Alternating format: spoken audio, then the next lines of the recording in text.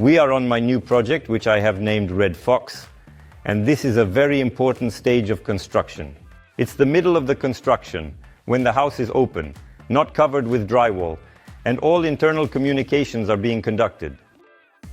At this stage, it is so very crucial that you can either lose money or conserve it. Let me show you how you can conserve your money and ensure you don't lose it in the most effective way. There are 4 main types of work. These are air conditioning and heating systems, plumbing systems, electrical work, and home insulation systems. By the way, for everyone interested in construction or wanting to understand how a house is built, we have recorded an entire course with 100 videos where the topic of internal works is broken down into pieces. The promo code and link are in the description of this video. You need to start with the sequence of work and understand who comes in first. I used to invite all the contractors, and they would start however they wanted, chaotically. The electricians might start first, then the plumber would come in. Next, I developed a certain system. Now I will share it with you. First, you actually need to invite the electricians, but they really won't do all the work. What do the electricians come for? You see, there are housings on the ceiling, boxes for recessed light fixtures. These housings, built-in lighting fixtures, set a certain rhythm for the placement in the house, not only of lights, but also of ventilation grills in the house, ensuring a cohesive design. And this is very important. After you actually submit your completed project, the electricians come in, install the boxes for the recessed lights, and these boxes essentially set the dynamics for the installation of the grills. Then the air conditioning installers, who are highly skilled professionals, come in. These are the people who will completely install all the air conditioning and heating systems in your home in just one day, ensuring everything is set up perfectly. All the hoses, all the grills that supply air, all the components and all the grills that take in air, the internal units will lay all the wires in one single day. But it is important to coordinate first. How are the air supply grills installed? These boxes channels, see? These are the grills through which the air comes in slightly. Air conditioning and heating are being supplied to your home. We align them with the light fixtures. Here you can clearly see there is a specific line. Next, when you look at the plan, you surely have a furniture installation plan in your design. Think about the future client, or if you are building a house for yourself, where to install the air conditioning or heating supply grill so that it doesn't blow on the back of your neck later. Relaxing on the couch. This moment is important. Professionals will recommend the best place to do this. But think about this in the future. Otherwise, we often end up moving the grills left and right if they are not aligned with the lights, or if the air blows too strongly on the head. We have to change the position of the grill. It's possible, but it costs quite a bit of money, $2,000 to $3,000, to open up the drywall, move the grill, put the drywall back, spackle, and paint. Everything can be done, but it costs money. Why is it very important for the air conditioning installers to come in first? Because their pipes and communications are quite large in size, and also quite extensive. And further, if we compare, for instance, plumbers and also their pipes are smaller. If we compare with the electricians, their wires are even smaller. That means they need to leave space for those with more communications so that they can easily pass through all the beams and passages. And here take note, among the beams, there are huge, massive pipes laid out, which lead right and left to the ventilation grills, and very carefully. Imagine if you came in and the plumbers had already completely finished their work and laid down all their pipes. Then the air conditioning installers come in and they can't move left or right because the pipes are in the way. This is a very big problem. I encountered this issue and then had to ask the plumbers to cut, remove, and restart the pipes. This also cost an additional $500,000 at each stage. So, give the right to the installation professionals. Let the air conditioning technicians go in first and do their job diligently and efficiently. Behind me is a huge pipe. Often we can see in many cases in residential homes that a drywall box is built in the middle of the corridor. Plan ahead and carefully consider where the air conditioning ducts will run. Especially this large duct for the first floor, which is typically for the first floor, which usually goes from the unit down or from the bottom up. It really doesn't matter. We placed it in the closet where it is not visible, but if we talk about the numbers, moving such a pipe, I would say, is practically impossible. Even if it is possible, you would pay a couple of $1,000s to move it to another location. One of the biggest problems that is often forgotten during design is the placement of the indoor air conditioning unit. It's definitely beneficial when you have a roof. You have an attic, and you can place the air conditioner inside the attic, like we did.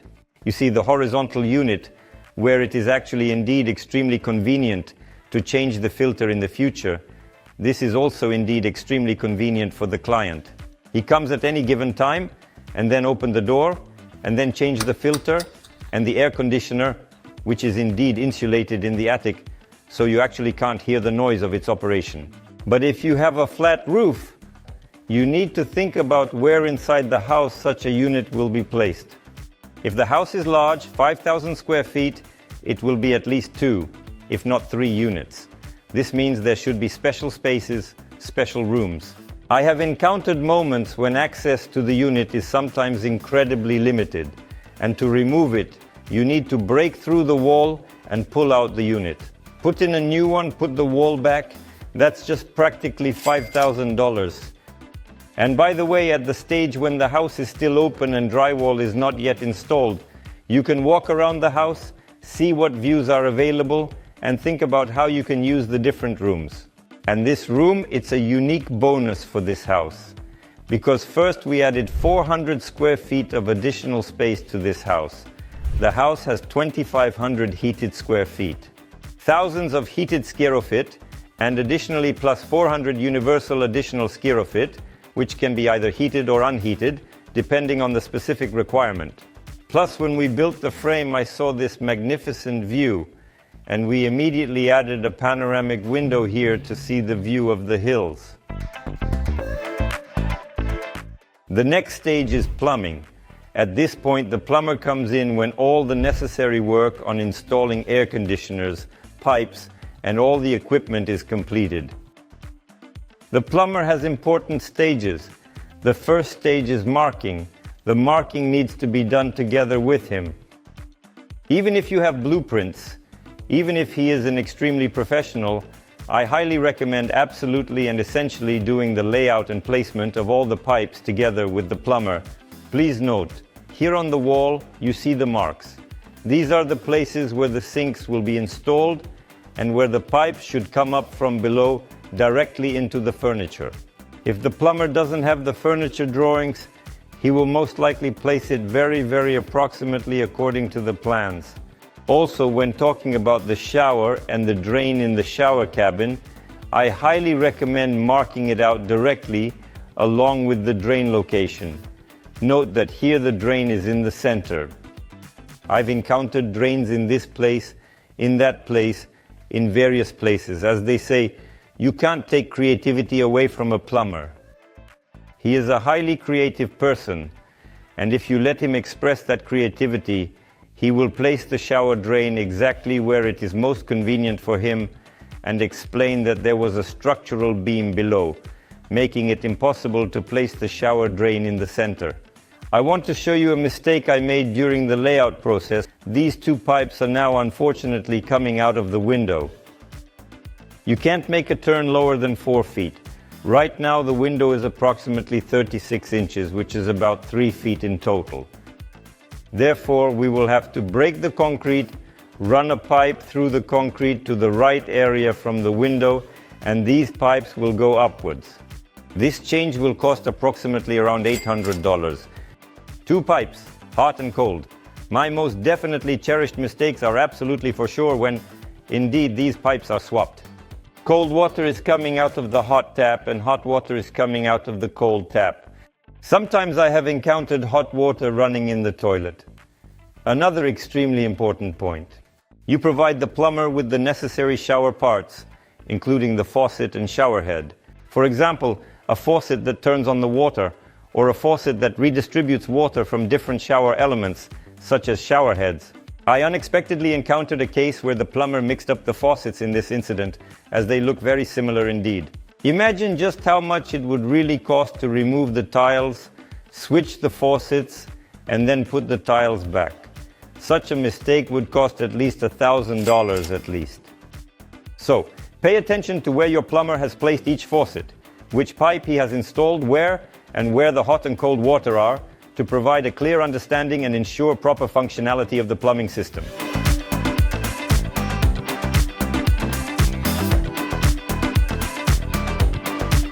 The third stage is the electrical work, and this panel is the culmination point where all the wires come together, and later all the so-called breakers are installed here, which turn the lights on and off throughout the house. Everything comes down to this point. The location of this panel needs to be determined together with the electricians. We carefully placed it in the laundry room. It will be safely and securely hidden behind the door. The door opens inward to the laundry room and the panel will not be visible. Often the panel is installed inside the garage. This is also a good position for the panel. In a house there are usually two panels if the house is like this one, 2,500 square feet, an internal and an external one. Why did I specifically pay attention to the location of the panel? If suddenly you or a future client who is buying the house do not like the location of the panel, or you need to add a wire and bring it to the panel, it is a huge problem. This is exactly the position where the panel will stand permanently for the entire life of the structure of the residence. Moving it is extremely difficult. Marking in electrical work is of utmost importance. Where the switches are placed, where the outlets are, where the lamps are. All of this needs to be coordinated, and for that, you definitely need to do the design. However, very often, when you are already in the house, when you can walk around the house, you want to move an outlet, or you want to move, for example, a lamp or a switch. It's normal because if you want to build a house that is comfortable to live in, where it is convenient to live, you need to think about how the resident will move around the house, how it will be convenient for them to turn on this or that light in this or that position, which switches should be passed through, turning on from one side and off from the other side. Besides the project, discuss this with the electrician. They give quite good advice, have a lot of experience, and understand how the whole system works. But also, think about how you would live in this house in your mind. These very powerful cables run throughout the entire house, like the arteries in a human body, to the external panel. Please note that I have made the decision to place the external panel on the garage, specifically on the left side of the house. But the pole is placed on the right side of the house, and it seems like the obvious solution is to place the electrical panel on the right side as well. This way, the cable would be shorter and easier to connect, without the need to dig additional trenches or lay conduits. However, the entrance to the house is on the right side, and every time you come home, you would see the electrical panel. Therefore, I decided to place the electrical panel on the left side. And here in this context, there is already one possible future mistake that could potentially occur. If you forget to lay the conduit under the driveway, it will cost approximately about $3,000 to tear up the driveway later on to lay the cable. Why am I bringing this to your attention? Because the main cable is connected to the house almost at the very end, when the house is already completely and fully ready. We have gone through air conditioning, plumbing, electrical work, and finally, we have also reached insulation as well as. When we need to insulate the house to keep it warm or cool inside, especially during extreme weather conditions, we use open foam for the exterior walls, meaning a highly specialized company comes in and thoroughly sprays the walls with open cell foam. And we have a separate video on this important topic. Follow this link to see in more detail how to better insulate your home to make it comfortable to live in. In conclusion, I can say this: we are all human and we all make mistakes. The question is, how much do these mistakes cost? Today we went over the main mistakes and common issues I have encountered in my experience. Altogether, they cost between approximately $10,000 to $20,000 and approximately a month of lost construction time. Therefore, pay very close attention to the details, carefully coordinate with your contractor, and save your money and time. Write in the comments what mistakes you have encountered, how much they cost you, and what valuable insights you found in this video. Bye. See you in the next videos.